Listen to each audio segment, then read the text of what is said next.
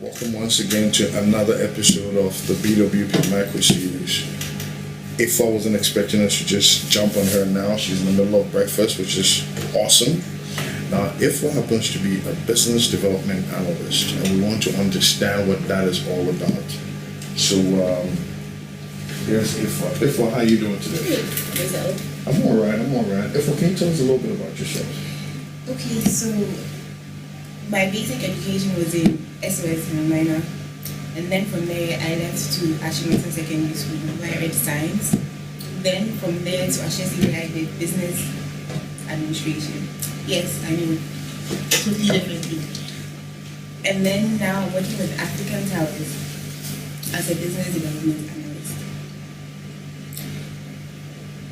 So what is business development analysis about? Yeah, Afuah Boateng, right? Yes, Afuah Boateng. Okay. So what is business development analysis all about? Well, for me, it kind of just happened to me.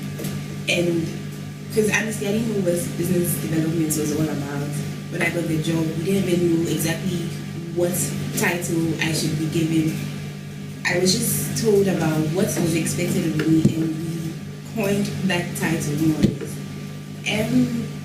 So what was expected of you? My expectations. So initially what I was doing was business development. No, not business development.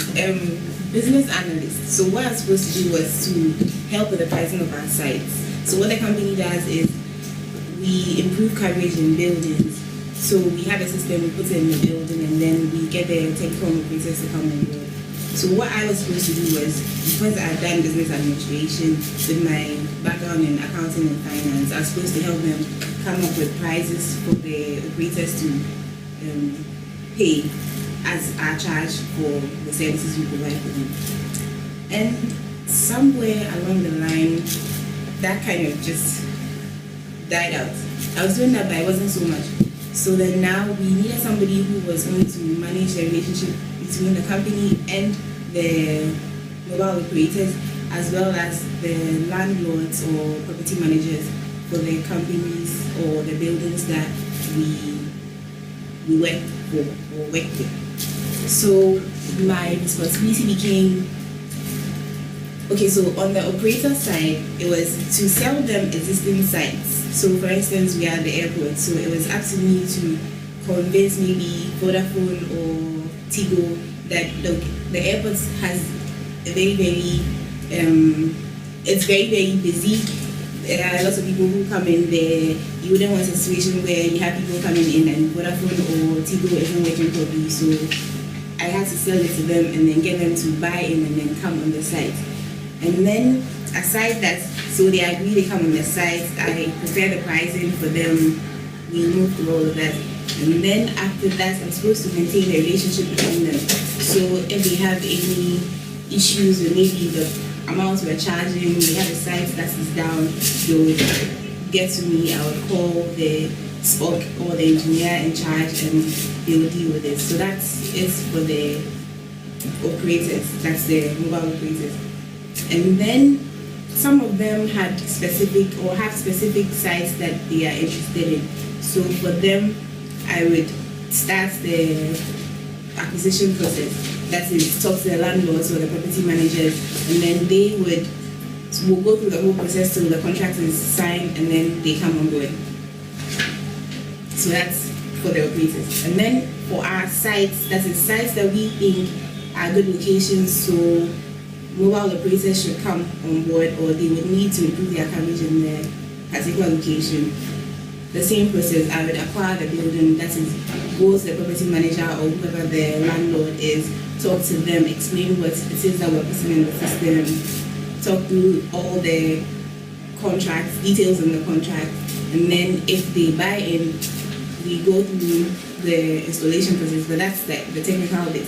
So the engineers will take that up, and then when everything is done, contract signed, and then I go back to the operators and then sell the sites to them or convince them that it's a good location, your coverage there is very bad, you want to improve it, and maybe I can also add that their corporate clients is in the say a building like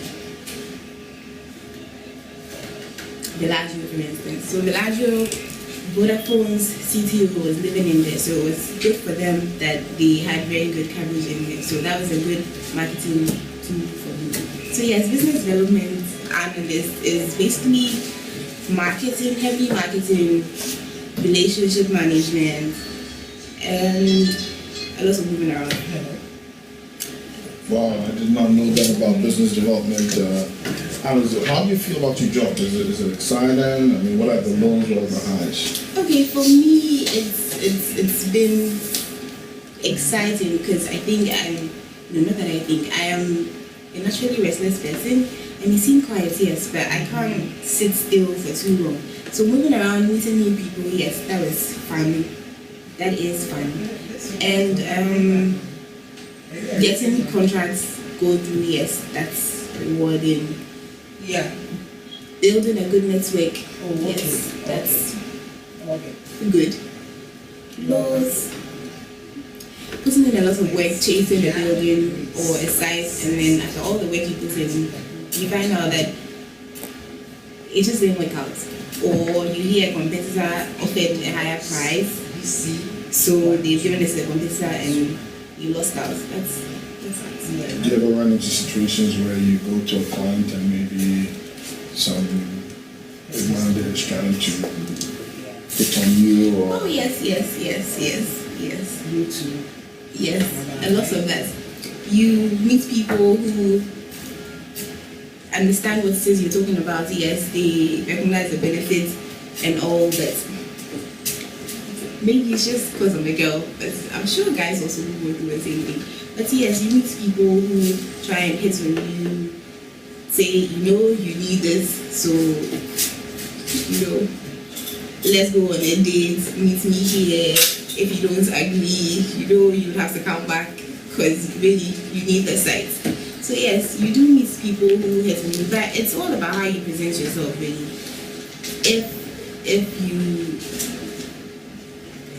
It's how you present yourself. You just let a person know that, look, you're not interested, or you just be mature about it. Yes, just be mature about it. Professional and mature about it. Yes, Okay. professional and mature about it. What would you say prepared you in school for this job? Okay, I'd say presentation skills, because you would have to do presentations to either the operators or the property managers or landlords. So yes, presentations in school helped, because then you know how to structure what you're going to present, you know how to go about it. That helped. And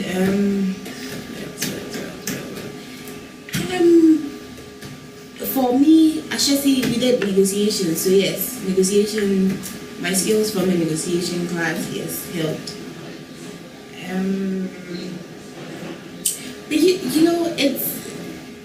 You really learn on the job, because there's really nothing solid that you can say you're taking from the classroom and then applying it to what you do, because you just learn on the job.